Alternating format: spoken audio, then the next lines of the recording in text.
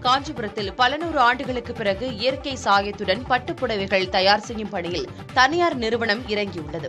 இயற்கை வரமாய் கொடுத்த ஒவ்வொன்றையும் தொலைத்துவிட்டு மீண்டும் அதனை தேடி எடுக்கும் முயற்சிகளிலேயே நாம் தற்போது ஈடுபட்டு வருகிறோம்.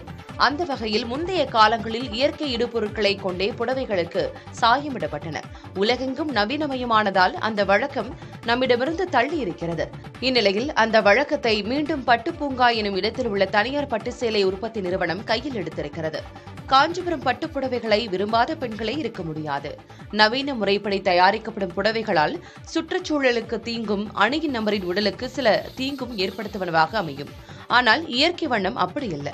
இதில் மாதுளம்பூ, கடுக்காய், குங்குமப்பூ, படிகாரம் உள்ளிட்ட பல்வேறு இயற்கை இடுபொருட்களை கொண்டு புடவைகள் சாயமேற்றப்படுகின்றன. இதனால் சுற்றுச்சூழல் மாசுபடுத்தலை தவிர்க்க இயலும்.